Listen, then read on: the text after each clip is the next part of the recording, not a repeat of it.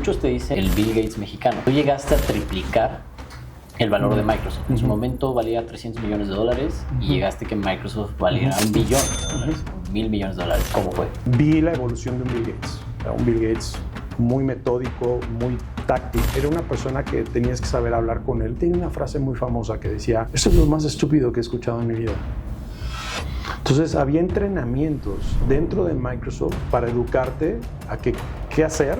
Si Bill Gates te decía esto, Bill Gates dice: "Good morning, Beto". Lo primero que dice es: "Me siento mal, traigo gripa, voy a cerrar un rato los ojos, pero cuéntame qué tengo que hacer en la siguiente reunión". Como un reloj este tipo. Así, todo lo que le dije lo traía así, tac, tac, tac, tac, tac, tac, tac, tac. Y yo dije: "Wow, this is my boss". Las reuniones eran así, pam, pam, pam, pam. Humo, incendio, heridos, gritos. Dios mío, ¿qué está pasando? Yo no sabía qué estaba pasando. Se abre la puerta del elevador, camino hacia mi cuarto, abro la puerta del cuarto y en el momento que abro la puerta del cuarto, ¡boom!, todo vuela en pedazos. Nos damos cuenta que había sido un atentado terrorista. Comprende, un podcast de la comunicación y el emprendimiento. Para comunicar hay que emprender. Para emprender hay que aprender y para aprender hay que comunicar. El día de hoy tenemos el episodio 46. ¿Qué tal? Muy buenas tardes, muy buenos días a la hora que sea que me están escuchando en cualquiera de las plataformas digitales. El día de hoy estoy muy contento porque la verdad que tiene mucho tiempo que quería hacer este episodio. Mi nombre es Eric Núñez, soy comunicólogo y emprendedor. Y el día de hoy estoy enfrente de un ex CEO de Microsoft. Alguien que revolucionó esta empresa que menciono, haciéndolo valer 3 veces lo que valía. Y entre muchas otras cosas dentro de su historia, nos va a contar todo lo que es para comprenderlo. Tengo enfrente mío a Juan Alberto González Esparza. Gracias. ¿Qué tal, Beto? Feliz de estar aquí contigo esta mañana. Padrísimo. Me siento agradecido y bendecido de poder estar aquí contigo. Me encanta conocer a gente nueva, gente emprendedora, gente entusiasta, ¿verdad? Hay que estar rodeado de gente que inspire alegría, entusiasmo y optimismo, sobre todo en el mundo que hoy estamos viviendo. Sí, hoy ahora sí que hay muchas cosas de tecnología que tú sabes. Estudiaste la carrera en Pensilvania, por lo que tengo entendido. Pero ¿qué es lo que te lleva a estudiar lo que estudiaste? ¿Cómo fue que te fuiste desarrollando en tu área? Pues mira, yo decidí estudiar la ingeniería en cibernética y ciencias de la computación. Yo creo que por influencia de mi papá y por cosas curiosas que me pasaron cuando era pequeño. Bueno, desde pequeño pues ya empezaban, ahorita ya hay tecnologías que ni siquiera ustedes, probablemente los jóvenes, conocen como los ping pong, ¿no? ¿Te acuerdas? Había un aparatito, se conectaba y se movían unas barritas y pegaba la pelotita y yo veía eso y yo decía: wow, ¿cómo se hace eso? O sea, en mi mente yo preguntaba: ¿y cómo se hace eso, no? Y ya después, conforme fue pasando el tiempo, fueron evolucionando esas tecnologías. Me acuerdo que la primera vez que accedí a una computadora, digamos, mucho más formal, porque en mi casa tenías uno que otro videojuego, era la Commodore. Una computadora que se llamaba la Commodore 64. Yo ya tenía amigos que programaban en esa computadora y eso me llamaba muchísimo, me jalaba, me llamaba muchísimo la atención. Y ya más grande, mi papá me decía: hijo, no te confundas, el futuro es de las computadoras, ¿no? Y un día mi papá es ingeniero civil, y él trabajó en una empresa que se llama ICA, Ingenieros Civiles Asociados, una empresa de mucha tradición mexicana.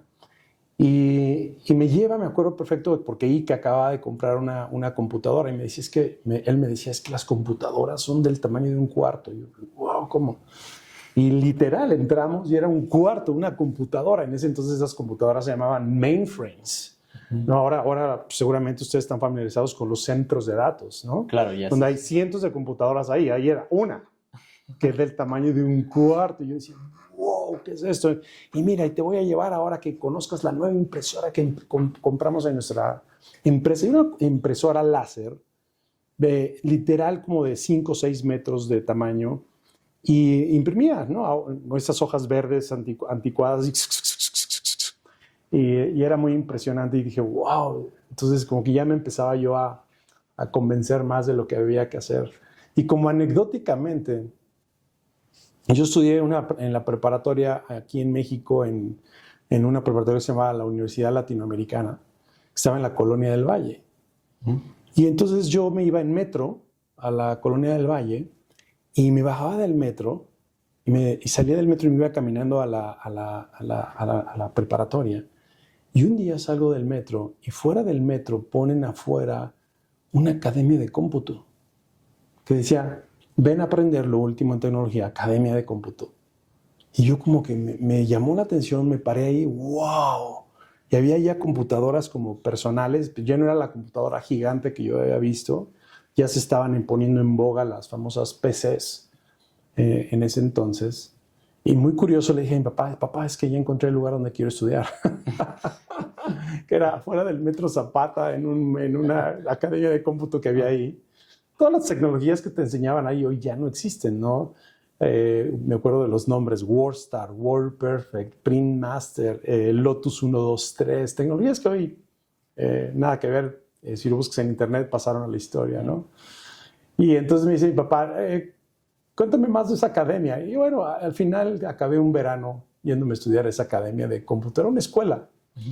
Y según yo ya dominaba la computadora con programas ahí muy básicos, pero desde ahí empezaron los pininos y ya después de ahí fue que decidí estudiar ingeniería en cibernética y ciencias de la computación, lo cual no me arrepiento. Ya después de eso, pues siempre me ha gustado aprender y después de la ingeniería en cibernética hice muchas especialidades ya durante mi estadía en donde trabajé muchos años de mi vida, que fue Microsoft.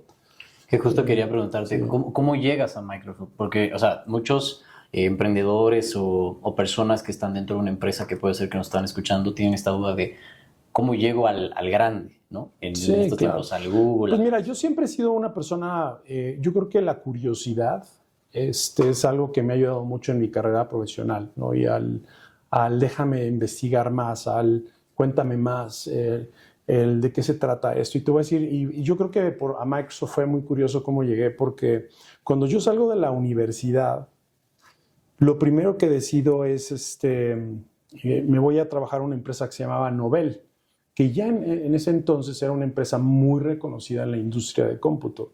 Era la primera empresa que había desarrollado un software para interconectar computadoras. O sea, no existían en ese entonces lo que se llaman hoy las redes de área local. O sea, tú hoy estás en una empresa, conectas tu computadora, quieres mandar a imprimir y todo es como muy transparente, ¿no? Antes había tecnologías que estaban surgiendo en ese entonces que hacían eso, ¿no? Que pudieras compartir información entre computadoras, recursos, imprimir. Esa empresa se dedicaba a esto. Yo hice mi tesis sobre redes de área local, que era un gran tema en ese entonces, ¿no? Hoy es algo como hablar de Wi-Fi, pues nadie hace una tesis de Wi-Fi. Eso ya es como normal, como prender la luz, ¿correcto?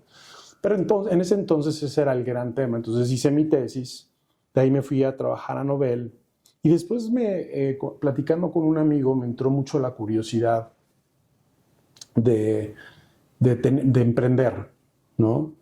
Y una de las cosas que me di cuenta que no había muchas empresas especialistas en ese entonces en hacer cableados, porque no existía el Wi-Fi. Entonces, conforme empezó a crecer el negocio de conectar computadoras, o sea, imagínate, tú decías, tengo una empresa de 10 personas, voy a comprar 10 computadoras, tenías que comprar un servidor, una máquina, donde esas 10 computadoras las interconectabas por cable coaxial y luego las conectabas al servidor central. Entonces, imagínate en una oficina como esta, pues que hay varias oficinas, tenías que pasar el cable coaxial por los ductos, hacer toda una serie de instalaciones bien complicadas, porque en ese entonces ni siquiera el cableado telefónico existía. Entonces, yo lo vi como una oportunidad de negocios, hablé con un amigo y de ahí pusimos una empresa. Me salgo de lo que yo hacía y ponemos nuestra propia empresa, ¿no? Entonces ahí es donde emprendimos y pusimos una empresa que hizo cosas padrísimas en México de cableado estructurado. O sea, nos dedicábamos a cablear. Ya después del cable coaxial surge el cable telefónico, que es lo que todavía en algunos lugares se usa, ¿no? Porque ya ni siquiera cableabas, ¿no? Tu computadora por un cable telefónico. Y en ese proceso, ya estando yo emprendiendo, me habla un amigo me dice Enrique Murray, que es una persona que yo quiero mucho, y me habla y me dice, oye, Beto, ¿cómo estás? ¿Cómo te ha ido en tu emprendimiento? No, muy bien, padrísimo, estoy feliz. Oye, fíjate que yo trabajo en Microsoft. En Microsoft he oído hablar de esa empresa, pero cuéntame más. ¿No? ¿Qué es eso de Microsoft? No, pues mira, nosotros hacemos. ¿Y tú qué haces? No, pues yo estoy en un área que se llama venta a pequeña y mediana empresa. Wow, ¿y qué le vendes a la pequeña empresa? No, esto y esto. Mira, te hablaba por lo siguiente, para ver si tú de casualidad conoces a alguien que se quiera venir a trabajar a Microsoft, a venir a hacer marketing para pequeñas empresas. Yo, marketing, yo ingeniero, en ese entonces la palabra marketing no pasaba ni por mi radar. No había Era ni como carreras. raro, no había ni carreras. Eso. Marketing, ¿qué es eso? ¿No? O sea, no tenía ni idea, ¿no? Entonces yo dije, le digo, déjame pensar en quién te puedo recomendar. Me salgo de mi oficina ese día y en ese entonces pues no traías el celular como ahorita, apenas empezaban a salir los celulares, estos espantosos, ¿no? Que eran un batavique negro horrible, pues no había nada que te ponías a surfear ni nada. Entonces me gustaba mucho ir a Sanborns a ver revistas, ¿no? Entonces te ibas a ver tus revistas y caminando por el revistero me encuentro una revista que tengo ahí en mi casa, la guardo con mucho cariño, de Fortune, con la portada de Bill Gates en la portada, con la foto de Bill Gates en la portada, y decía, no me acuerdo cuál era el título, pero el nuevo titán, el nuevo rey, ¿no? De la tecnología, como hoy se escucha hablar de otras personas. Que se está como recargando en una computadora. Es como una caricatura. Ah, ok. Es como una foto de él. Y entonces dije, mira qué curioso. Me habló mi amigo, Microsoft, la revista. Entonces compro la revista y la leo. Y dije, wow, qué interesante. Entonces en mi mente lo primero que pensé es, oye, sería interesante, qué padre sería trabajar en una empresa ya de ese tamaño. Ya era una empresa grande, reconocida, que estaba agarrando momentum. Y me quedé pensativo, ¿no? Empecé a investigar quién podría recomendarle a mi amigo. No encontré a nadie. Y luego dije, ¿y qué pasa sería si soy yo? ¿No? Porque dije en mi mente, pero tengo mi empresa, me está yendo bien. Pero le voy a preguntar, oye, Enrique, fíjate que no te tengo nombres, pero cuéntame más de la posición, qué hace y qué pasaría si soy yo. Me dice, bueno, pues tú tienes tu empresa, hay que pasar por un proceso, una serie de entrevistas, si quedas tú, de casualidad, te podríamos hacer una oferta, y si te hacemos una oferta, pues a lo mejor tendrías que dejar tu empresa, ¿no? Y yo por dentro dije, pues bueno, hagámosle. Y así fue. Pero así de fácil. Claro. O sea, me metí al proceso, sí, y me acuerdo que un proceso exhaustivo. Ahora, en ese proceso siempre he sido de estudiar, o sea, mi papá me decía, te tienes que preparar muy bien, te tienes que preparar muy bien. Entonces, pues en ese entonces, con los recursos que tenías, pues leer, correcto, estudiar, prepararte. ¿Qué es esto de la mercadotecnia, no? Claro, que son procesos diferentes ser emprendedor y trabajar dentro de una empresa. Pero justo me intriga en ese lado lo fácil, lo difícil que fue para ti, ¿no? En este caso veo que fácil, o no sé si suena fácil. Porque... Pues mira, a ver, yo en ese entonces para mí era como una gran hazaña. O sea, ¿me explicó? O sea, yo creo que el emprendimiento, no creas, me costó muchísimo trabajo. Porque a diferencia, al menos hoy, sé que es difícil emprender, pero hoy tienes mucho más recursos que antes. O sea, el joven que sale de la universidad ya sabe lo que es un emprendimiento, ¿no? Ya hay ciertas materias que ya te dan como para emprender, ya es fácil buscar recursos, con quién puedo hablar o con qué organizaciones existen que te pueden orientar de cómo. En ese entonces no había nada.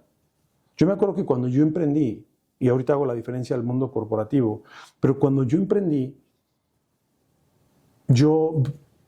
el negocio de cableado lo empecé, no creas que así de, voy a poner un negocio de cableado, sino fue un accidente. O sea, me habla una amiga, porque yo estaba queriendo emprender, pero tenía miedo, no sabía cómo. Claro. Entonces me habla una amiga y me dice, oye, Beto, yo trabajo en un banco, se llama Santander, y estamos buscando un experto en mudanzas especializadas de equipos de cómputo. Y yo decía, chinga, oye, ¿qué es eso? Hago mudanzas especializadas. Y últimamente me pasan cosas raras. Nunca había escuchado la palabra marketing y nunca había escuchado la palabra mudanzas especializadas. Yo decía, ¿a qué se refiere, no? En ese entonces, con una computadora, cuando la cargabas, si no ponías una instrucción en el sistema operativo, se rayaba el disco. O sea, los discos eran sólidos y tenían una aguja. Entonces, es donde se grababa la información. Entonces, si tú las cargabas y no les dabas la instrucción adecuada para que el disco se estacionara, cuando las desconectabas y las cargabas, la aguja se quedaba suelta y rayaba. Y entonces se te echaba a perder la información. Algo así como, ya veo tu cara de asombro, sí, porque sí, hoy como... las laptops como no pasa nada, se me cayó y, sí, sigue funcionando. y sigue funcionando. En ese entonces no era así. Claro. Entonces yo en mi mente pensaba, entonces le hablo a un amigo que era más técnico que yo, le digo, oye, esta persona está preocupada por eso. Y me dice, claro, es que las PCs te tienes que meter al sistema operativo que se llamaba DOS, era de Microsoft en ese entonces, y le tienes que dar una instrucción que se llama Park Disk. O sea, entonces le dabas Park y el disco hacía esto. Pero todo programación, no eran botones bonitos. No, había que escribirlo. Sí, Tienes que meter al sistema operativo y escribir unas instrucciones, clic, clic, clic, y se estacionaba el disco. Y yo dije, ok, ya entendí, se me acaba de ocurrir una cosa. Entonces empiezo a ligar las cosas y entonces voy con mi papá y le digo, papá, ¿cómo se pone una empresa? Y mi papá me echó un rollo. Que SADCB, que capital variable, que tienes que invertir dinero. Y yo, en la bolsa, ¿no? Entonces yo era como, no, a ver, yo quiero poner una empresa. ¿Qué vas a hacer? Voy a hacer mudanzas especializadas de equipo de cómputo. Me dice mi papá, cuéntame más. Entonces hago una propuesta. En ese entonces la propuesta fue justo por $10,000. ¿Y por qué se me ocurrió $10,000? Porque yo había visto en un evento que había ido con un amigo a Las Vegas de cómputo, una tecnología que era un aparato que detectaba problemas en los cableados, que esa era mi pasión, ¿no? Entonces, era un aparato que conectabas y te detectaba en 5 metros el cable se trozó y te detectaba el aparato exactamente en qué distancia estaba la... Entonces yo dije, si cobro $10,000 aquí por hacer unas mudanzas, me pagan, voy a Las Vegas, me compro mi aparato y después pongo mi empresa de cableado. Claro, sí, bueno, the connecting dots. Exactamente, así fue. Ajá. Entonces fui y alquilé un tráiler, les dije, le compré unas camisetas, puse mudanzas especializadas de equipo de cómputo, también mi papá, el tráiler le pagué un seguro y llegamos a Santander. Hola, ¿qué tal? Somos los especialistas, ¿no? Compré papel burbuja. Mi amigo era el técnico, le puse una bata blanca, entonces él llegaba y les daba la instrucción, park disk, a todas las computadoras, papel burbuja, las envolvimos, las subimos al tráiler seguro, boom, y tengo mi foto por ahí guardada con mi cheque de $10,000, así, lo logré, y de ahí, baby, en Las Vegas. Y después $10,000, compré mi aparato y de ahí nace esta otra empresa. ¿Cómo se llamaba esa empresa? Integracom. Integracom. Y después de ahí, mi socio era Gerardo Castillo, un gran ser humano. Y ya después de ahí viene esta anécdota de, me habla mi amigo, y después de un par de años, claro. Oye, ¿te gustaría hacer quiero buscar a alguien? Y de ahí me pongo a investigar de Microsoft. Cuando ya me invitan al proceso, a tu pregunta me puse a estudiar con lo que había en ese entonces. Creo que para alguien de la audiencia le parecería de mucho valor si le puedes dar como ese tip de decir, oye, en este momento puedes dejar tu emprendimiento o en este momento puedes entrar dentro de una empresa. Porque yo soy de las personas que no romantiza el emprendimiento. Sí considero que dentro de una empresa tú puedes crecer muchísimo laboralmente, financieramente, espiritualmente, personalmente. Mira, hoy lo haría diferente porque hoy conozco otras técnicas. Okay. O sea, definitivamente, ¿no? O sea, hoy incluso, por ejemplo, nosotros en la empresa que hoy tenemos, mi esposa y yo, hacemos tests donde podemos hacer un test muy preciso, ¿verdad? Yo te diría con un 98-99% de precisión de cuáles son tus habilidades natas. Okay. Entonces, yo me iría más hoy usando ese tipo de ayudas, ¿correcto? De autoconocerte primero a ti mismo, o sea, de quién soy yo, qué es lo que me gusta, qué es lo que me apasiona. Porque al inicio yo te diría, tú lo has vivido, ¿no? Ahorita me imagino que te gusta lo que haces, ¿no? Sí. Lo he visto, ¿no? O sea, tus programas y te ves contento, estás feliz, hoy es sábado y estás trabajando y no estás como...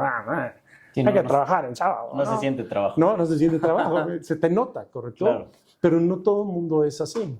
Correcto. Entonces, Y hay también, o sea, además de autoconocerte, hay circunstancias en tu vida. O sea, hay personas como tú y como yo, ¿no? Que somos bendecidas, donde te pagaron una buena escuela. Mi papá hizo un buen esfuerzo para pagarme mi primera universidad. Hay otras personas que no, que ese proceso de qué vas a estudiar es dificultoso. Cuando sales de la carrera no sabes bien qué quieres hacer. Estás como confundido de qué es lo que te gusta o no. O sea, por muchas razones, ¿correcto? Entonces, una vez, por ejemplo, una vez que sales de la universidad, volver a reconocerte, o sea, ya aprendiste, ya tienes como una base. Y yo siempre lo que le digo a los jóvenes es, ok, ya pasaste por la universidad, ya tomaste la decisión que tomaste, si te gustó o no te gustó, pero es una base. Ahora vas a tener que seguir aprendiendo. Claro. ¿Verdad? Sí, siempre. Nunca termina. No vas a terminar. Ahora, ¿qué es lo que sigue? En tu stack de conocimientos, ¿qué necesitas? Y tienes que empezar a experimentar. ¿Qué te gusta? Porque hoy también, ¿cómo sabes qué te gusta?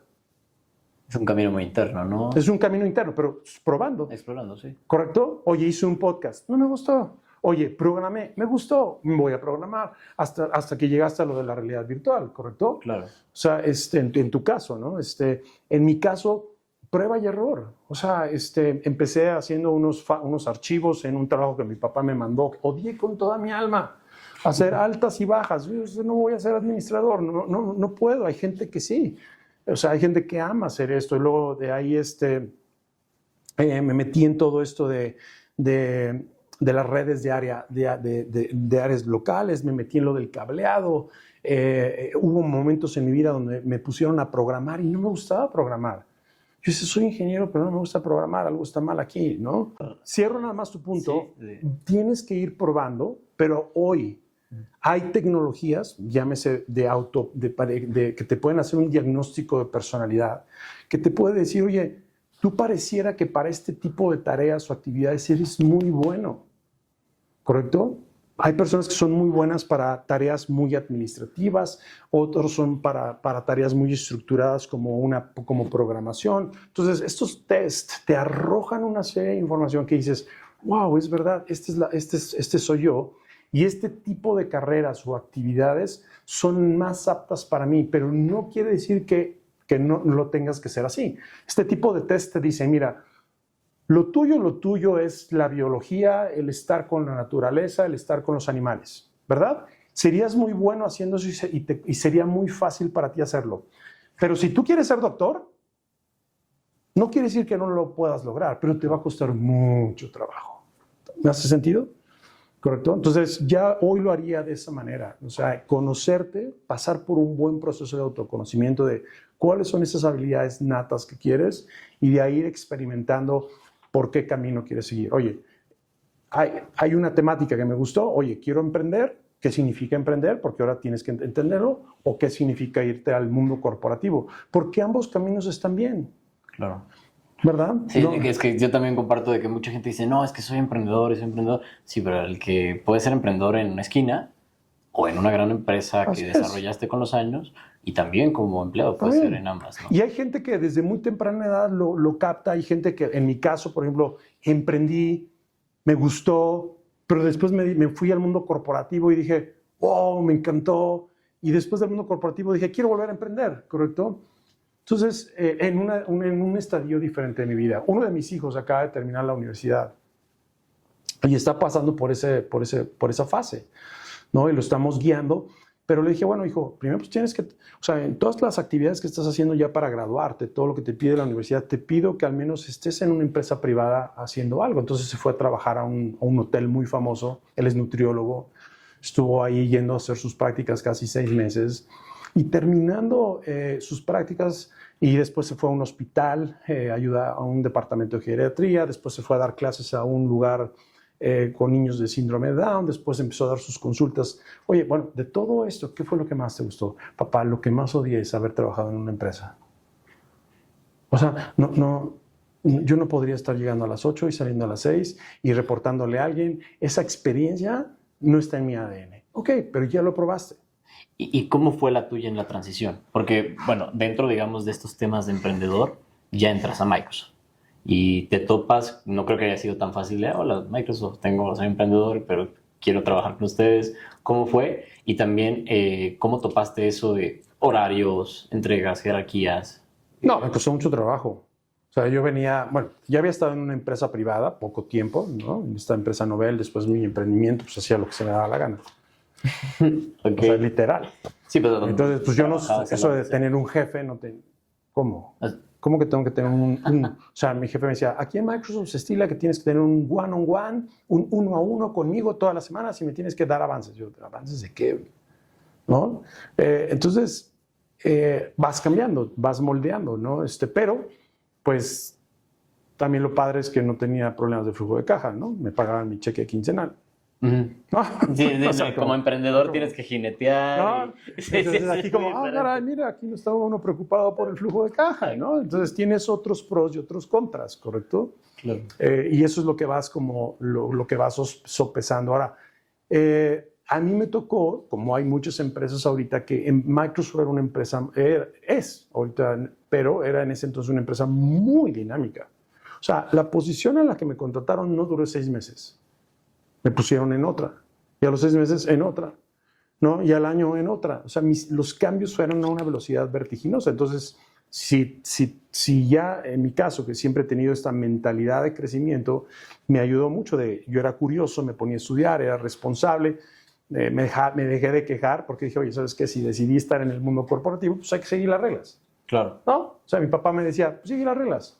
Y yo, pues, siempre me gustó el deporte. Y en mi mente la analogía, ¿no? Decía, bueno, pues en mi reporte mi coach me decía qué hacer, tenía que decir sí, coach, a veces no estaba de acuerdo, pero lo respetaba. Dije, voy a emular lo mismo que aprendí en el deporte aquí adentro y comportarme como un buen líder, como un buen jugador, ¿correcto? Igual considero que, bueno, no es tan fácil dentro de una empresa evolucionar, más allá de que sea un gran corporativo como tuviste la oportunidad en Microsoft.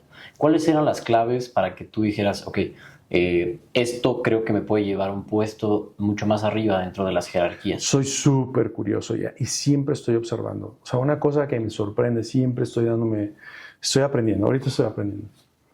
O sea, de todo lo que estoy viendo, las 3 cámaras, los micrófonos, cómo llegaron, se instalaron, o sea, todo soy.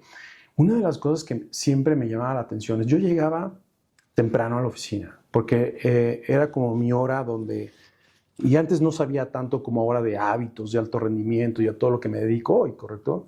Pero yo llegaba temprano porque sentía que llegar temprano era una ventaja, porque lo aprendí en el deporte. Yo era de los primeros en llegar a entrenar, a equiparme y estar listo. Trataba de estar listo antes que todos los demás, porque yo en mi mente decía, esto me da una ventaja, ¿no? Entonces yo llegaba a la oficina temprano y pasaba por enfrente de mí el director general. Hola, buenos días. Hola, buenos días. Yo dije, ya llegó el director general. Y entonces anotaba, llegó a tal hora. Y después me paraba y ¿qué está haciendo? ¿No? Me daba curiosidad. Y decía, está leyendo el periódico. Ok, comprar periódico. ¿No? ¿Así? Así. O sea, decía, "Oh, ¿qué más está haciendo?" ¿No? Y de Como un repente artista. empezaba como a los 40 minutos, ya empezaba su primera reunión. Primera reunión 9, 8:45. Y así. O sea, siempre estaba yo como emulando. Entonces entraba a las reuniones este señor. Hola, ¿qué tal? Muy buenos días. Hoy quiero hablarles de esto. Y decía, wow, ¿cómo saludó? Saludar, importante. ¿No? Así. Entonces, yo siempre he sido mucho de emular. O sea, no quiere decir imitar, porque es diferente, ¿no? Porque pues cada uno de nosotros tenemos nuestros estilos y formas. Pero vas aprendiendo observando. O sea, y por supuesto ya después siempre he sido de ser, o sea, yo creo que los seres humanos, uno de los recursos más importantes que tenemos es nuestras emociones. O sea, cómo controlas tus emociones. Es el recurso mucho más que el dinero y que otros recursos que tenemos. O sea, cómo controlo mis emociones, lo que estoy sintiendo y pensando y lo que quiero hacer, ¿correcto? Entonces, siempre he sido muy recursivo, decir, ok, ahora, ¿cómo podría yo aprender más de ser un director general, no? Pues investigar qué revistas, investigar qué tipo en ese entonces, las revistas era un método muy fácil de aprender, periódicos más de índole de negocios, lecturas. En ese entonces había unas cosas que se llamaban Bulletin Board Systems, se llamaban BBS, que es como el Internet de ahora. Mi esposa hizo la tesis de eso. Entonces te conectabas con un modem, que hacías una serie de cosas, te conectabas a un servidor que tenía información y había Bulletin Board Systems que tenían información sobre temas de liderazgo y aprendizaje. Y así fue cuando me iba metiendo y aprendiendo y siempre buscando estar con gente que sentía yo que me podía aportar y sabía más que yo. Y dentro de Microsoft, me imagino que, bueno, es una de las empresas más importantes, no solo del mundo, sino de la historia de la humanidad. Sí. Por todo lo que ha desarrollado, por lo que figura Bill Gates, hasta su esposa, en todas las otras cosas que tiene, y bueno, Paul Allen, todo lo que hicieron. ¿Qué cosas te sorprendían de Microsoft? En materia de que, ok, estoy en la gran empresa donde está conectado el mundo, estamos conectando literal al mundo porque a eso se dedicaron tantos años. Mira, yo vengo de un ambiente, o sea, Microsoft, yo me desarrollé en una cultura en Microsoft, estuve casi 25 años ahí, muy competitiva. O sea, el ambiente internamente era muy competitivo. O sea, entonces siempre, sí, eso es para bien o para mal, porque después Microsoft lo tuvo que ajustar un poco en el camino, ¿no? O sea, siempre estabas viendo cómo sobresalir versus otras personas, ¿correcto? O sea, ¿quién hizo la cuota? ¿Quién quedó por arriba de la cuota en sus ventas? ¿Quién hizo el mejor trabajo? O sea, te ponían a competir, ¿correcto? Era un ambiente muy competitivo, lo cual también te obligaba a sacar lo mejor de ti y a muchas personas también los descarrilaba porque los hacía hacer cosas indebidas, ¿correcto? Pero yo te diría, ese ambiente de altos estándares, de siempre estar buscando qué más puedo mejorar, qué más puedo hacer, eso es una de las cosas que me llamaba mucho la atención. Otra de las cosas que me llamaba mucho la atención, la velocidad, ¿no? Yo vengo de una empresa de tecnología y ahora que he estado con la oportunidad de trabajar con muchas otras empresas de otra industria, sí las empresas de tecnología se vuelven a una velocidad muy diferente. O sea, la toma de decisiones era muy rápida y era muy ágil, ¿correcto?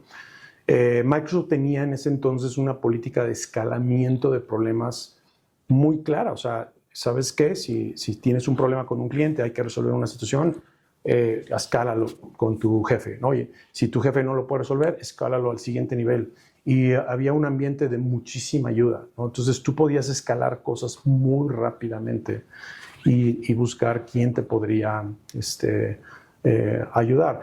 Y así yo... Simplemente cuando entendí que eso era así, yo era muy recursivo. Yo sabía en qué momento decir, ¿sabes qué? Tengo que buscar al jefe de mi jefe, ¿verdad? Y a lo mejor lo hacía vía la línea de mi jefe, pero el buscar ayuda en Microsoft era bastante... era una empresa que respondía muy bien. De hecho, así llegué muchas veces a Bill Gates en negociaciones importantes que tuvimos. Gracias al involucramiento de él ganamos cosas bien importantes, ¿correcto? ¿Cómo es Bill Gates? Porque, bueno, tú lo conoces, tuviste la oportunidad, me imagino, muchas veces de compartir, fuiste CEO de varios Microsoft en diferentes partes de Latinoamérica. Bueno, mira, yo he estado con Bill Gates en muchas etapas diferentes de su vida. O sea, estuve con Bill Gates en momentos donde él era el CEO, el que dirigía toda la empresa. Después me tocó estar con Bill Gates cuando era lo que él llamaba el Chief Architect Officer, cuando ya estaba menos en la operación del negocio y más en el diseño de productos y tecnología. ¿El CAO sería? Se le llama así, Chief Architect Officer le llamaba él. Esto era una posición muy interesante que él creó, que no existía en Microsoft. Y luego él después se metió más en temas de filantropía, ¿correcto? Menos en la empresa, más en todo lo que está haciendo hoy en su fundación. Entonces, vi la evolución de un Bill Gates. Un Bill Gates muy metódico, muy táctico, muy preciso, muy asertivo, hombre de negocios. A ver, Juan Alberto, ¿qué hay que hacer aquí? Esto sí, esto no. En esa época, cuando él era el CEO, era una persona que tenías que saber hablar con él, porque él tenía una frase muy famosa que decía, Eric, esto es lo más estúpido que he escuchado en mi vida. Entonces, había entrenamientos dentro de Microsoft para educarte a qué hacer si Bill Gates te decía eso. O sea, tú a mí me estás con Bill Gates y te dice, Beto, Eso es lo más estúpido que he escuchado en mi vida. Tú decías, el hombre más rico del mundo, ya me dijo estúpido, ¿no? Es algo que con el tiempo se lo quitaron de su vocabulario, pero el ambiente era así. Era un ambiente de, hey, aquí hay un error, aquí hay un número que está mal, ¿qué vas a hacer? O sea, sharp, let's go, enfocado. Así era Bill Gates. O sea, las reuniones donde a mí me tocó estar, la primera vez que lo trajimos a México para firmar un convenio gigantesco con bancos, con Grupo Serfín, con Banamex, hicimos una serie de eventos muy importantes. O sea, era, como dicen los americanos, straight to the point. O sea, yo me acuerdo perfecto que la primera vez que estuve con él así cerca, ¿no? Pasamos por él al hotel, Sheraton Suites, ahí en Santa Fe, recién llegado, pasamos por él, se sube a la Suburban, mi jefe venía atrás y a mí me tocaba darle el briefing, o lo que se llamaba el resumen de qué vamos a hacer con los clientes que íbamos a ir a visitar. Me hago a un lado, se sube Bill Gates, dice, good morning, Beto. Hey, good morning, everybody. Y lo primero que dice es, me siento mal. Traigo gripa, voy a cerrar un rato los ojos, pero cuéntame qué tengo que hacer en la siguiente reunión. Entonces, se recarga, cierra los ojos, y yo me quedé paralizado. Digo, se durmió. O sea, tengo a mi lado a Bill Gates y se durmió. Y mi jefe me hace por el hombro, keep talking, keep talking, keep talking. O sea, no pierdas el enfoque. Yo digo, ok, bueno, Bill, tenemos que hacer esto, no sé qué, tac, tac, tac, tac, tac, tac, tac, tac. Ya llegamos a la reunión, ¡pum! Nos bajamos, la Suburban, se baja del auto, nos bajamos, ya sabes, séquito de guardaespaldas, toda la reunión, sale el CEO de Serfín, como un reloj este tipo. Así, todo lo que le dije lo traía así, tac, tac, tac, tac, tac, tac, tac, tac. Y yo dije, wow, he's my boss. O sea, sí era un orgullo estar con alguien con él, porque en las reuniones era así, pam, pam, pam, pam. O sea, todo así, pum, pum, pum, y cerrábamos los negocios. Pum, let's go. Vámonos a la siguiente reunión. O sea, era un tipo con una inteligencia impresionante, pero directo, claro, preciso. ¿Por qué hay que hacer esto? ¿Qué es lo que hay que decir? ¿Qué vamos a hacer? Entonces, todas las experiencias que tuve yo con él fueron así. O sea, acá en México con los CEOs, con Roberto Hernández, que estuvimos en ese entonces, él era el dueño de Banamex. Las negociaciones que hicimos ahí eran insólitas. Luego me tocó estar con Bill Gates en Perú para un acuerdo que firmamos con ese entonces el presidente Toledo. Viajamos a Seattle y esa reunión fue espectacular. Después tuve la oportunidad de viajar con el presidente Álvaro Uribe en su avión presidencial para llegar a Colombia. Y fuimos a Nueva York para ver a Bill Gates. Esa reunión fue espectacular, todo lo que sucedió allá adentro. Entonces, esas diferentes etapas vi la evolución de un Bill Gates. Un Bill Gates acá, eso es lo más estúpido, a un Bill Gates más centrado, cuéntame, Juan Alberto, qué hay que lograr, ¿no? Ya no tan agresivo, a un Bill Gates más ya enfocado en sus temas sociales, menos en el negocio. Entonces, es una persona que me sorprende mucho. Para mí fue un gran líder, aprendí mucho de él. Este tema de la responsabilidad social fue algo que aprendí. Y bueno, estar con personalidades así te forja, ¿no? O sea, para aprender a manejar reuniones de alto nivel. Me parece bastante interesante ese contexto porque, bueno, al final de cuentas era uno de los hombres más, hasta la fecha, ¿no? Más poderosos del mundo. Sí, sí, sí. Y ver cómo son los hábitos. Y tú que me dices, ¿no? Soy una persona que tanto mimetiza lo que tengo enfrente, ¿no? A mí me gusta por eso también este espacio es para aprender al que tengo enfrente. Y en este sentido, me parece algo interesante que la gente creo que también te puede aprender es cómo llevabas también tú tu agenda, ¿no? Porque muchos te dicen, no sé si has escuchado, el Bill Gates mexicano. Tú llegaste a triplicar el valor de Microsoft. En su momento valía $300 millones y llegaste que Microsoft valiera $1 billón, $1,000 millones. ¿Cómo fue?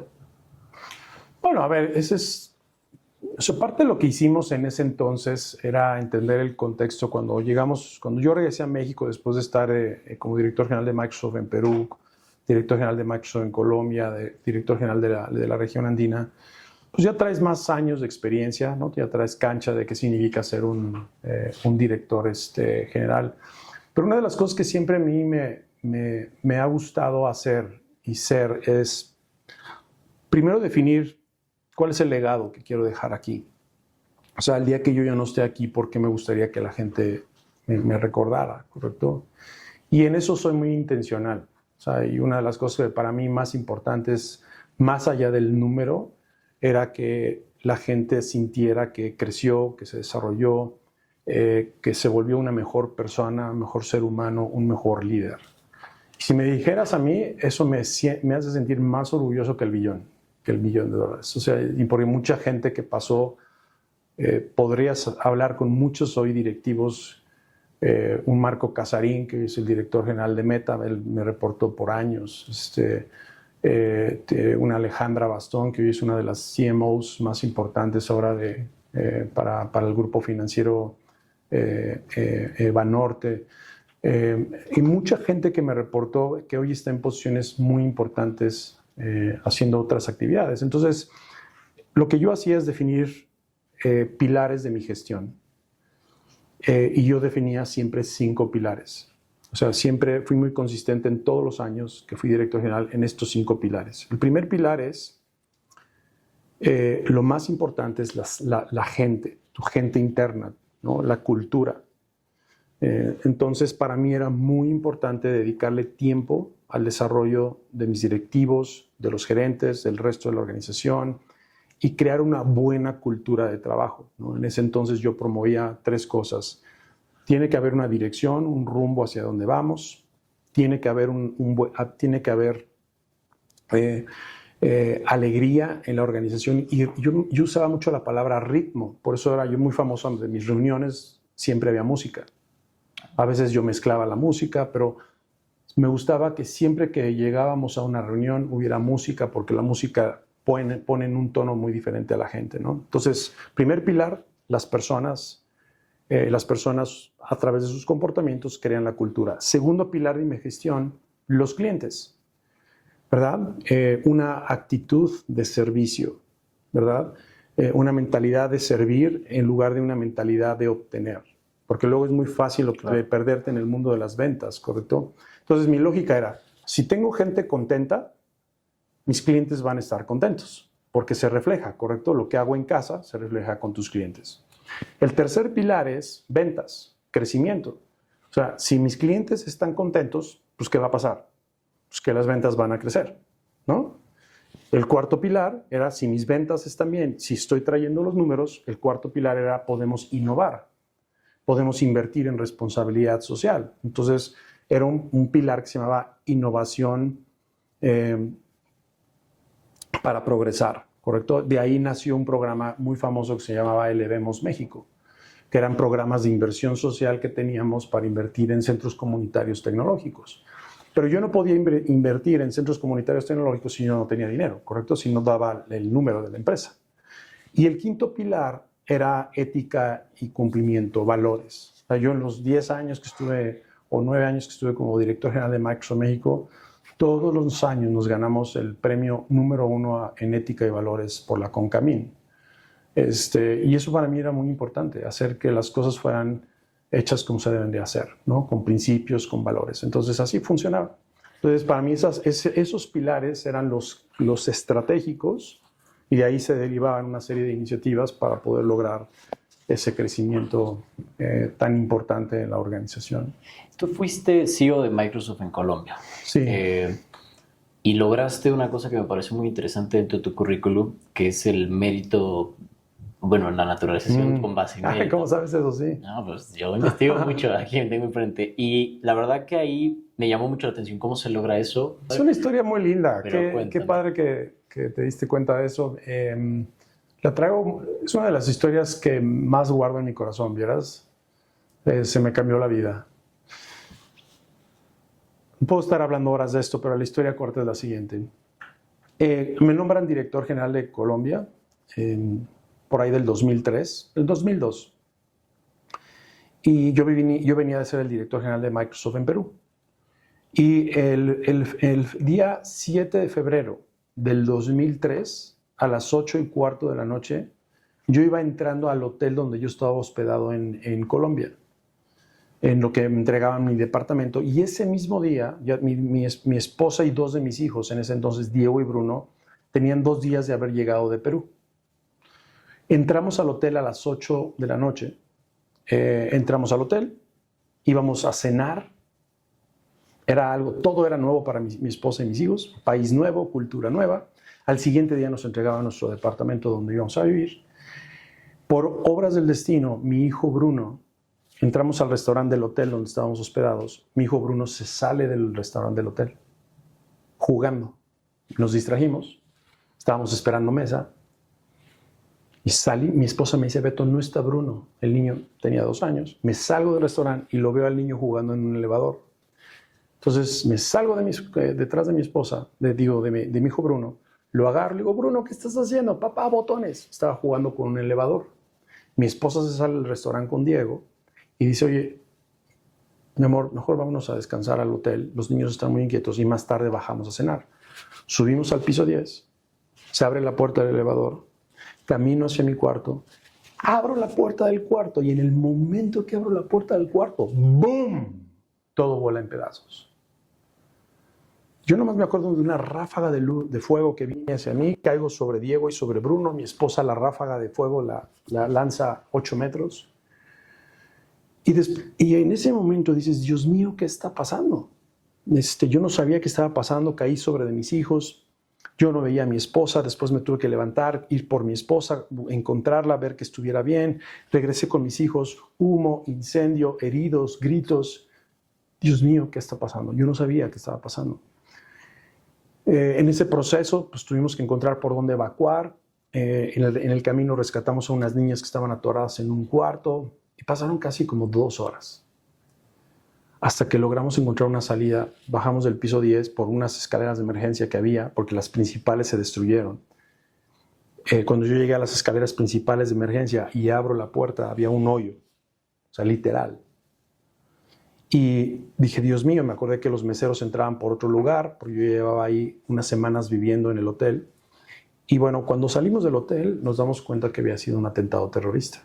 Había sido una bomba que habían puesto las FARC en ese entonces y cientos de personas murieron ese día.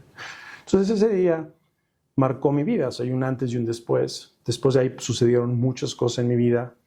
Y en ese proceso de sanación mental, espiritual, porque estaba yo muy asustado, yo después terminé en el hospital, mis hijos estaban afectados, mi esposa, pero estábamos con vida, ¿me entiendes? En ese proceso tuvimos unos muy buenos terapeutas después de este suceso y fue una etapa de mucha reflexión, ¿correcto? De muchísima reflexión. Son etapas difíciles cuando yo estaba como muy enojado conmigo mismo porque dije, puse en riesgo a mi familia, ¿verdad? Yo sentía que yo era el culpable, o sea, yo sentía que por mi ambición de crecer y ser el director general, los traje a un lugar peligroso. Yo estaba en una etapa difícil de mi vida, hasta que en un momento dado de la vida me di cuenta que me estaba yo quejando de las circunstancias y no me estaba yo siendo responsable de mi vida. ¿Sabes qué, Beto? Deja de quejarte, estás con vida, Dios te dio una segunda oportunidad. Mucha gente falleció ese día. ¿Qué vas a hacer? Ese día que estaba yo caminando en un parque, sentado en un árbol, me di cuenta que estaba desaprovechando la oportunidad que la vida me había dado de seguir adelante con vida, ¿no? Y ahí fue donde en mi mente me hice esta pregunta, y guiada por Dios, estoy seguro porque escuché esa voz que decía, hey Beto, estás con vida. Hey Beto, estás con vida. Hey Beto, estás con vida. Y en ese momento dije, ¿estoy dando lo mejor de mí? No. ¿Estoy dando lo mejor de mí por mi familia? No. ¿Estoy dando lo mejor de mí por la gente que me necesita ahorita? No. ¿Estoy dando lo mejor de mí por la comunidad, por el país en el que me tocó vivir? No, no, no, no. Dije, se acabó. Pum, me paré y dije, let's go. Este es el momento donde voy a cambiar. Y empecé a cambiar cosas, hábitos. A ver, me empecé a involucrar en el negocio más. Yo tenía 3 meses de haber llegado a Colombia. Empecé a estudiar qué hay que hacer. Y un día recibo una llamada mágica. Porque cuando te sales de la discordia y empiezas a vivir en concordia y en luz, todo se te empieza a alinear. Y recibo esta llamada y me dice mi asistente, te habla la ministra de Defensa de Colombia, Marta Lucía Ramírez, que era como la secretaria de Defensa a ella les llaman ministros. Y yo como, wow, ¿qué querrá? Señora ministra, ¿cómo está? Soy Juan Alberto González. ¿Usted es el director general de Microsoft? Sí. A nombre del gobierno colombiano, queremos pedir una disculpa por el atentado terrorista en el que usted estuvo presente. Lo quiero ir a visitar a su oficina. ¿Qué día puede? Yo, pues, señora ministra, el día que usted diga, ¿no? Boom, siguiente día llega la ministra, séquito de gente, se sientan, reunión, sala de reuniones, todo, ya sabes, protocolario, y me dice, a nombre del gobierno colombiano, le queremos pedir una disculpa por lo que sucedió. Lamentamos mucho, mucha gente falleció, ¿cómo se encuentra usted? Y yo así como, wow. Bueno, también el gobierno lo hacía esto por miedo a que la inversión extranjera se fuera del país. Claro. ¿No? Porque yo estaba ahí, yo era el director general de Microsoft en Colombia. Sí, claro, parte de la inversión extranjera. Pero yo ahí es donde me empiezo a involucrar más, ser curioso, ¿no? Volvemos a lo mismo del inicio del podcast, ¿no? Ser curioso. Cuénteme más, señora ministra, ¿por qué pasó esto? ¿Quiénes fueron los que pusieron la bomba? Bueno, fueron las FARC. ¿Qué es las FARC? Cuénteme más, ¿por qué pasa esto? Llevamos 50 años con estos problemas. Cuénteme más, ministra. ¿Y usted cuál es el mayor reto que tiene?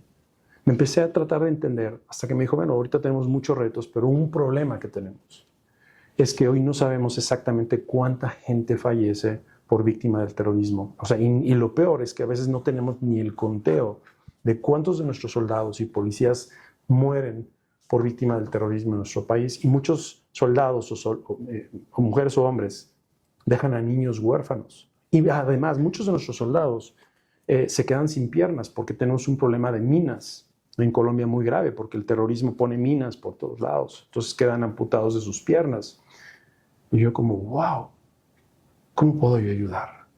Porque en ese momento me acordé que el psicólogo me decía, a ver, sé que estás enojado, ¿qué quieres hacer? Y yo decía, yo quiero un rifle y me quiero ir a la sierra a matar gente. Y me dice el psicólogo, eso te van a desaparecer en un día. No es una buena idea, tienes que aprender a transformar tu energía. Y entonces en ese momento me meto con la ministra, entendí el problema, se va la ministra de mi oficina, digo, yo sé cómo la voy a ayudar a través de la tecnología y vamos a crear un software que haga esto y a crear una fundación. Empiezo a maquinar ideas.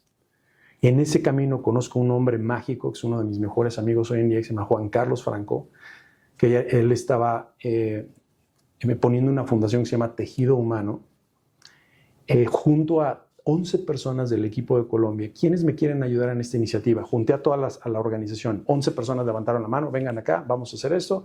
Nos sentamos con Juan Carlos Franco y empezamos a hacer cosas maravillosas y creamos una fundación que se llama Tejido Humano para ayudar a los soldados y a las víctimas que han sufrido por el terrorismo en Colombia. Y fue mágico.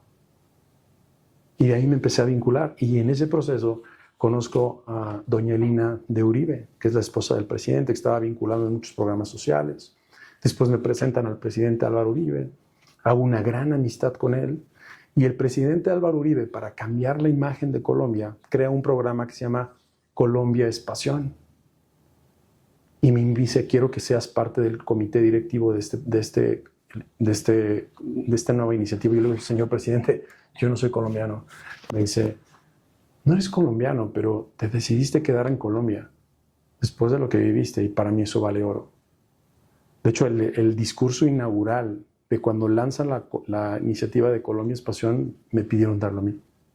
Y yo decía, ¿pero por qué? Yo tenía mucha miedo y pena porque yo no soy colombiano, ¿no? Y de ahí me empecé a involucrar en muchos proyectos muy lindos. Y cierro la historia diciéndote que el último día que estuve en Colombia, cuando ya me habían promovido como presidente para Microsoft México, mi esposa me dice, oye Beto, sé que mañana nos vamos, pero hoy hay una cena muy especial y no puedes faltar. Digo, Mini, llevamos 50 cenas, fiestas, rumbas, como dicen allá. Ya no puedo más, mañana el avión sale a las 8 de la mañana, me dice, no puedes faltar. Y tienes que ir bien vestido, es en el restaurante Club Colombia. Tac, tac, tac. Ese día llego a la cena, empiezo a ver que llegan amigos, gente conocida. Mi esposa ya sabía todo, ya había sido cómplice. Y en eso llega Marta Lucía Ramírez, doña Lina, el presidente Álvaro Uribe, gente muy linda, y me entregan la nacionalidad colombiana por mérito, por todo lo que hice todos estos años después de la bomba del Nogal. Y yo así como, wow. Muy complejo, es un logro que no. La llave de la ciudad. Yo creo que yo así como lloraba y mi esposa me decía, Beto, yo investigué, en México te permiten tener 2 nacionalidades, no pierdes tu nacionalidad mexicana, pero ahora ya eres colombiano. No manches, o sea, al otro día me voy con el ministro de Relaciones Exteriores de ese entonces a firmar mi ciudadanía, todo. Después de ahí corro al aeropuerto, mi esposa se adelantó al aeropuerto, yo voy con mi hermana y me subo al avión. Ya que estamos en el avión, como ya pasó todo esto, y ya sabes, me subo al avión y empiezo a llorar. Horas llorando y dice mi esposa, ¿qué pasa? Y pasaba la aeromoza, ¿qué le pasa, señor? ¿Usted está bien? Oh, un tequila, ¿no? Yo creo que me eché como, es la primera vez que se me han subido las copas en un avión de la emoción de, ¿has oído esta canción que es tan linda que se llama Aguardiente y Tequila? Es una que mezcla Tequila. es una canción muy linda. Esa es mi canción que me marca mucho porque aguardiente es la bebida típica de Colombia y el tequila mexicana. Entonces, pero bueno, fue un momento en mi vida que me marcó y me siento muy, muy bendecido de todo lo que pasó y sobre todo estar con vida. Y eso marcó mucho el quién es Beto y de todo lo que he hecho, como todos los cambios que hice en mi vida personal, en mi rol como un líder. Y yo creo que ese incidente tuvo mucho que ver en lo que hago hoy. O sea, después de muchos años de estar en la vida corporativa, llegó también el momento de decir qué quiero para mí hacia adelante, ¿no? En dónde es donde yo puedo seguir haciendo la diferencia por la vida de otras personas. Y ya me di cuenta que mi propósito en la vida había evolucionado y que era a lo mejor el momento de hacer algo nuevo, y fue cuando decido dejar el mundo corporativo y emprender otra vez y dedicarme a despertar el poder interior de las personas. Que eso justo quería como también compartírselo a la gente, qué es lo que hace Betoy.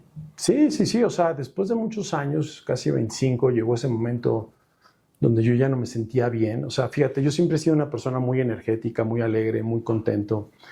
Y en los últimos años de mi carrera, el último año sobre todo, sentía que algo me faltaba. No sé si esto se va a identificar a algunas personas de tu audiencia, que llegas a tu casa feliz y todo te pregunta, ¿cómo te fue? Pues muy bien, ¿qué tal tu día? Bien. ¿Qué tal todo? Bien, ¿no? Y todo el mundo se va a dormir, mis hijos a dormir, mi esposa a dormir, y yo me quedo así todas las noches. Digo, no puedo dormir.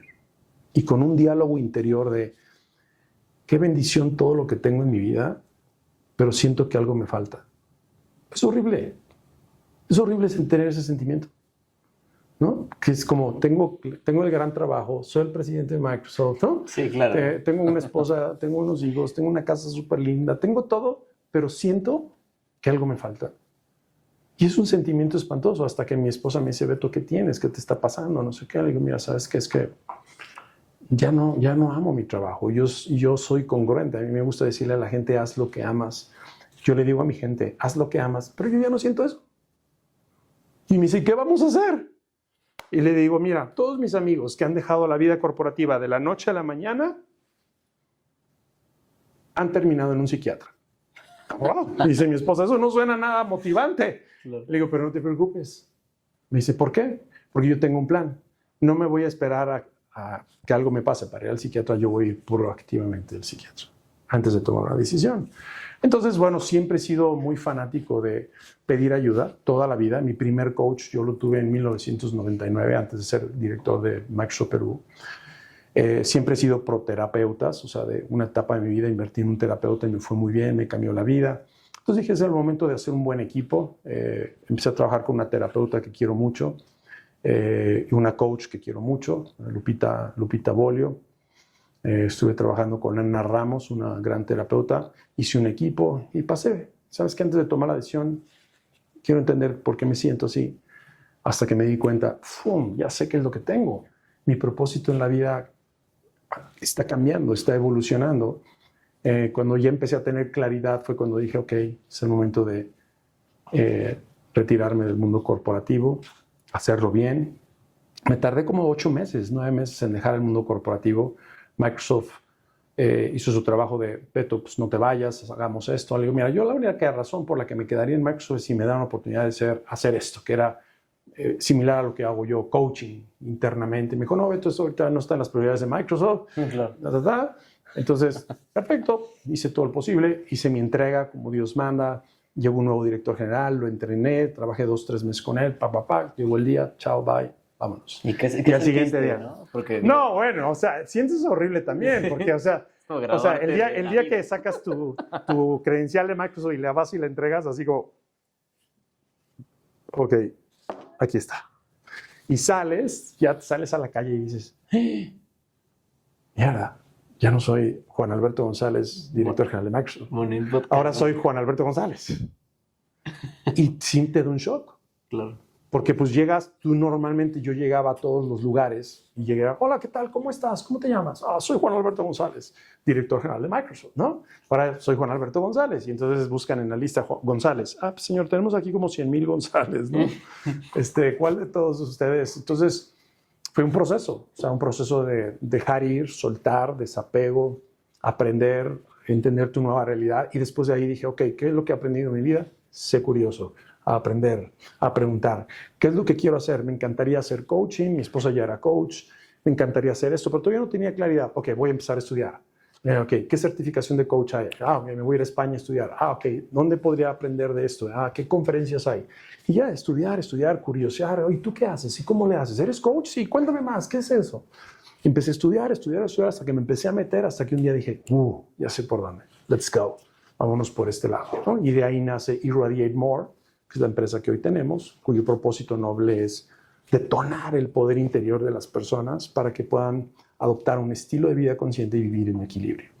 Y de ahí nace, ¿no? Todo lo que hoy estamos haciendo y estoy muy contento. Coachas a muchos CEOs que, bueno, tú ya recorriste el camino, ¿no? Que eso es increíble y creo que para cerrar el podcast siempre le pido al entrevistado, al invitado, una frase que pueda como de alguna forma darse incluso a sí mismo en otra etapa de su vida. Puede ser que sea ese veto que abrió y vio Bill Gates, ¿no? En la revista y luego vio Bill Gates medio dormido y luego lo vio en junta y luego pues se volvió de emprendedor adentro de una empresa y regresar. ¿Qué le dirías a ese Beto que puede ser que lo está escuchando en este momento en otro contexto? La tengo clarísima. ¿Cuál es esa frase, Eric? ¿Qué pasaría? Y esto es una frase, más que una frase, es una pregunta. ¿Qué pasaría si más cosas pasan por diseño y menos por accidente en tu vida? Y esa frase la traigo tatuada. Es decir, ¿qué pasaría si más cosas pasan por diseño y menos por accidente? Y eso es lo que aprendí en mi carrera. O sea, si ves todo, hay momentos donde pasan las cosas y te preguntas, ¿y por qué me pasa esto a mí? Pues porque a lo mejor no te has detenido a pensar, ¿no? Porque a lo mejor no te has detenido a reflexionar, a tomarte ese punto de inflexión, como probablemente la gente que esté escuchando este podcast decir, hey, ¿sabes qué? Tengo que frenar, tengo que parar y tengo que escuchar una perspectiva diferente, ¿no? Entonces hubo momentos en mi vida donde sentía que las cosas pasaban tropezadamente, ¿correcto? Versus ahora que digo, ok, ¿qué pasaría si me siento a discernir qué quiero lograr hoy en mi día? ¿No? ¿Qué voy a hacer hoy sábado? ¿Qué quiero para mí esta semana? ¿Qué quiero para mí este mes? ¿Cómo me encantaría sentirme al final de este año? Si en 10 años, si Dios me da la oportunidad de estar aquí 10 años más, ¿qué logré? O sea, ¿qué van a decir de mí? ¿Correcto? Entonces sí creo, si bien hay cosas que van a pasar que no sabemos qué va a pasar, pero tampoco soltarlo tanto. ¿Sí me explico? Claro. O sea, es decir, tampoco lo sueltes tanto y decir, si le pusiera un poquito más de diseño, un poquito más de arquitectura a mi vida, ¿qué pasaría? ¿Qué pasaría? Fuerte. Ahora que creo que es una gran frase para cerrar un gran episodio donde, vaya, que te puedo decir que los mejores que he hecho y con todo respeto a todos los más de 40 invitados que han estado en este episodio, en este concepto, y comprenderte a ti, la verdad que de verdad que qué gusto, Beto, y gracias por el espacio, por el tiempo. La verdad que es un gusto. ¿Cómo te encontramos en redes? Ahora sí que no sé si te gusta que te sigan. Sí, claro. ¿O pueden seguir a tu empresa? Sí, bueno, estoy muy activo en redes. O sea, escribo mucho en LinkedIn. O sea, en LinkedIn me pueden, porque ahí tengo un foro muy lindo de escribo un newsletter cada 15 días y pongo algunas ideas. LinkedIn, Juan Alberto González Esparza, en Facebook, Juan Alberto González Esparza, Instagram, pero también está lo que hacemos en Irradiate More. Entonces, Irradiate More en Facebook, Irradiate More en Instagram, Irradiate More en LinkedIn. Ahí están todos nuestros contenidos. En Spotify tenemos un podcast que se llama Somos Líderes en Construcción, donde estamos constantemente arrojando ideas de qué hacer. Y hace poco comencé un concepto nuevo. Ahí nos pueden escribir a marta@irradiatemore.com. Vienen sorpresas para todas nuestras audiencias. Pero para los que quieran estar recibiendo una cápsula de reflexión diaria que mando en las mañanas, me gusta levantarme en las mañanas, tomarme un buen café, leer un rato, meditar, hacer ejercicio, pero siempre en ese momento es cuando, no sé por qué, viene la iluminación divina y grabo un mensaje y se lo mando a la audiencia. Y es una reflexión diaria. Entonces, el que quiera tener acceso a esa reflexión diaria, escríbanos y con mucho cariño los podemos ayudar. Y felicitarte a ti, Eric, por lo que estás haciendo. Hay una frase que también me gusta mucho que dice: perspectivas externas pueden salvar o cambiar tu vida. Y qué bueno que existen este tipo de espacios. Y yo lo que le deseo a la audiencia es que lo que decidan hacer, cambiar o emprender a raíz de esta sesión, que sea para el mejor y más alto bien. Y también les pediría que si les motivó, les inspiró, les hizo aprender y comprender algo nuevo, pues compartan este episodio, porque la verdad a nosotros nos motiva a sentarnos con grandes historias como la de Alberto. Entonces, pues bueno, Venga. de verdad, Beto, que muchas gracias. Pues estamos en redes sociales, yo estoy como el Eric Núñez en todas ellas, y pues el podcast lo conocen como Comprende. Compártanlo y disfrútenlo de nuevo, porque hay mucho que de verdad se puede sacar de acá. Así es. Let's go. Gracias. Venga.